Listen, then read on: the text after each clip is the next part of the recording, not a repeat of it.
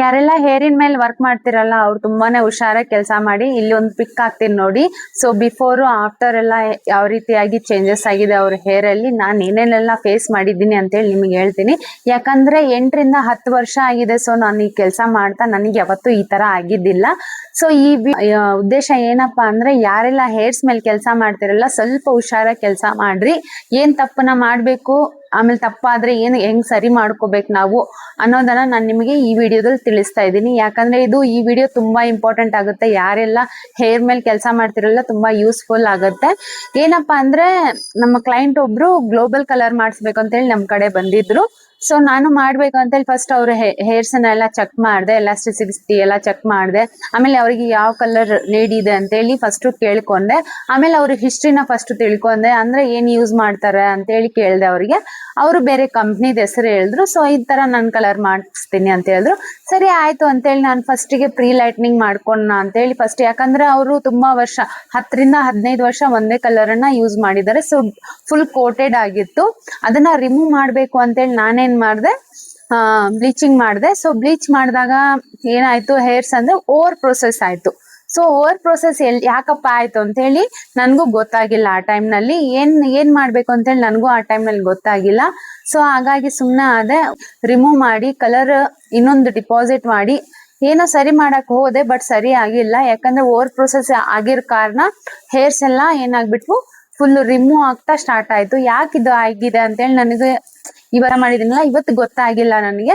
ಮರ್ದಿವ್ಸ ಬನ್ನಿ ಅಂತ ಹೇಳಿ ನಾನು ಅವ್ರಿಗೆ, ಯಾಕಂದ್ರೆ ಕಳ್ಸಿದ್ದೆ ಅವ್ರಿಗೆ ಕ್ಲೈಂಟಿಗೆ. ನೆಕ್ಸ್ಟ್ ಮರ್ದಿವ್ಸ ಕಾಲ್ ಮಾಡಿ ಅವರು ಏನಂದ್ರು, ಇಲ್ಲ ನಾವು ಈ ತರ ಹೈಲೈಟಿಂಗ್ ಎಲ್ಲ ವಗೇರ ಮಾಡ್ಸಿದ್ದೆ ನಾನು ಅಂತೇಳಿ. 4 ವರ್ಷದ ಹಿಂದೆ ಮಾಡ್ಸಿದ್ರಂತೆ ಹೈಲೈಟ್ ಅನ್ನ.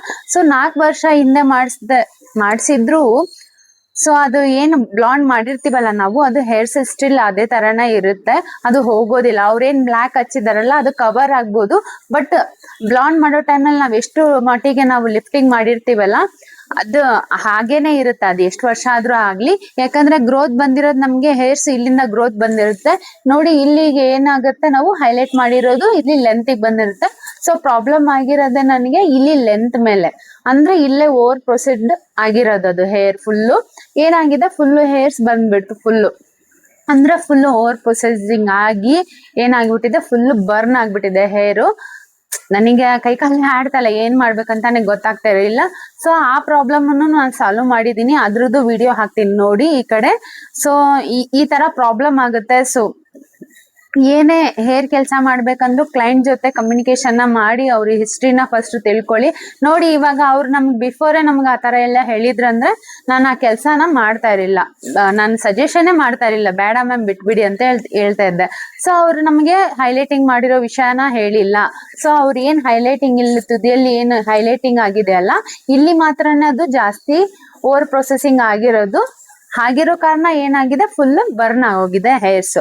ಆಮೇಲೆ ಅದನ್ನ ಸರಿ ಮಾಡಿದೀನಿ. ಇವಾಗ ಸರಿ ಮಾಡಿರೋದನ್ನ ನಿಮ್ಗೆ ವಿಡಿಯೋ ಹಾಕಿ ತೋರಿಸ್ತಾ ಇದೀನಿ ನೋಡಿ. ಸರಿ ಮಾಡಿದೀನಿ, ಆದ್ರೆ ನಿಮ್ಮಲ್ಲೂ ತುಂಬಾ ಸಾಕಷ್ಟು ಪ್ರಾಬ್ಲಮ್ಸ್ ಈ ತರ ಆಗ್ಬೋದು. ಅದಕ್ಕೆ ಬಿಫೋರೇ ಕ್ಲೈಂಟ್ ಜೊತೆ ಮಾತಾಡಿ ನೀವು ಅವರಿಗೆ ಎಲ್ಲಾನು ಕೇಳ್ಕೋಬೇಕಾಗುತ್ತೆ. ಹಿಸ್ಟ್ರಿ ಕೇಳ್ಕೊಂಡು ಆಮೇಲೆ ನೀವು ಸರ್ವಿಸ್ ಅನ್ನ ಕೊಡಿ. ಯಾಕಂದ್ರೆ ಇದು ನನ್ನ ಎಕ್ಸ್ಪೀರಿಯನ್ಸ್, ನಿಮ್ಗೂ ಶೇರ್ ಮಾಡಿದೀನಿ. ಯಾಕಂದ್ರೆ ಲೈಫ್ ಅಲ್ಲಿ ನಿಮ್ಗೂ ಆತರ ಮೂಮೆಂಟ್ ಬರಬಾರ್ದಲ್ಲ ಅಂತೇಳಿ ನಿಮ್ಗೂ ಅದನ್ನ ಅಲರ್ಟ್ ಮಾಡ್ತಾ ಇದೀನಿ. ಫಸ್ಟಿಗೆ ಕ್ಲೈಂಟ್ ಜೊತೆ ತಿಳ್ಕೊಳ್ಳಿ, ಆಮೇಲೆ ನೀವು ವರ್ಕ್ ನ ಸ್ಟಾರ್ಟ್ ಮಾಡಿ. ಯಾಕಂದ್ರೆ ಕೆಮಿಕಲ್ ವರ್ಕ್ ಮಾಡೋ ಟೈಮ್ ನಲ್ಲಿ ತುಂಬಾನೇ ನಾವು ಪೇಷನ್ಸ್ ಇಂದ ನಾವು ವರ್ಕ್ ಮಾಡ್ಬೇಕಾಗುತ್ತೆ. ಕ್ಲೈಂಟ್ ಇನ್ನು ತುಂಬಾ ಪೇಷನ್ಸ್ ಇಂದ ವೇಟ್ ಮಾಡ್ಬೇಕಾಗುತ್ತೆ. ಆದ್ರೆ ಸರಿ ಹೋಗಿದೆ ದೇವ್ರ ದಯಿಂದ, ಓಕೆ. ಬಟ್ ಅದು ಯಾವ ತರ ಸರಿ ಹೋಯ್ತು ಏನು ಅಂತೇಳಿ ಮುಂದಿನ ವಿಡಿಯೋದಲ್ಲಿ ನಾನು ತಿಳಿಸ್ತೀನಂತೆ. Thank you so much.